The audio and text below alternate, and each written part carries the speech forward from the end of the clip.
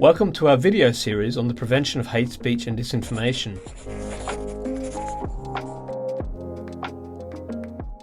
In this video, I'll talk to you about how Facebook moderates hate speech on its platform, as well as what can be done to improve it.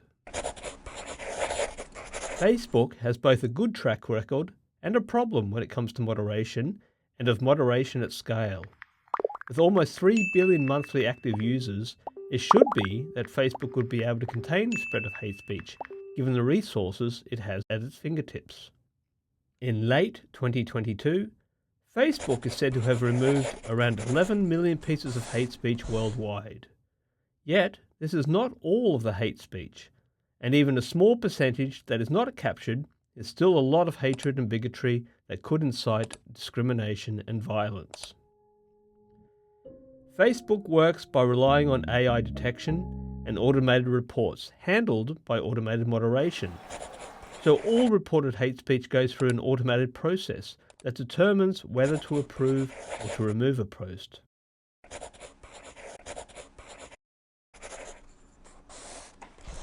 If the machine learning program itself cannot distinguish whether something is hate speech or not, it will send the post for human review.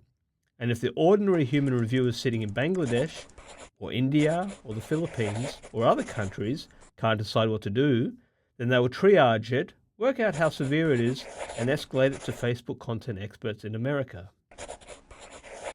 Content experts will then decide how to deal with the reported hate speech and whether to close a feedback loop. There are very detailed editorial policies in place that teach human moderators how to deal with hate speech. While this all sounds like strong procedures, this process has significant problems. In India, for instance, there are 22 official languages, and the automatic detection filters of Facebook only work for 4 of these.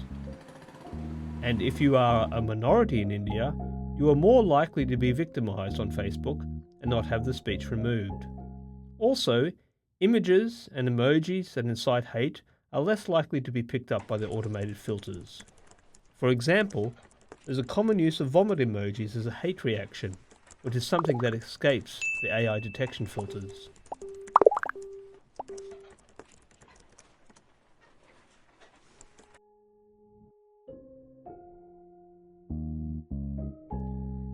There is tension in Southeast Asia between governments and the private sector, like Facebook, over the policing of hate speech. National hate speech laws have a lot of flaws. There is little explicit hate speech legislation in Southeast Asia, and where those laws do exist, they are in tension with freedom of speech and can be used to suppress freedom of speech. Hate speech laws seem to stall at the bill stage and rarely become acts. The legislation that exists is too vague or weak to be used effectively. The language is often opaque and open to interpretation. For example, some legislation suggests that hate speech is the equivalent to being annoying or belittling, not giving it the gravity of offence that it requires.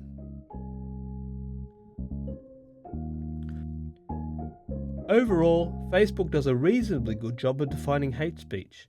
The company recognises discrimination, and it recognises inferiorisation. The one thing it has problems with is understanding the meaning of deprivation of powers, and this is when hate speech denies targets their rights to make everyday decisions, to have agency in their own lives, and it might even deny them the right to exist. In 2016, the EU introduced what it called a Code of Conduct, a voluntary code on legal hate speech. What the European Commission set up was a network of monitoring groups, civil society groups in each country, looking for examples of hate speech and officially reporting them back to the company.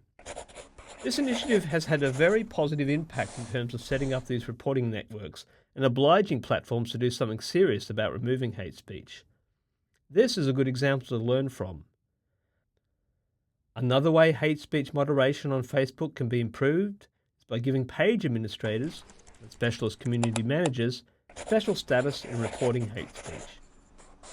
It is imperative to put good training into page moderation, and Facebook could do a lot more to make page administrator trainings obligatory.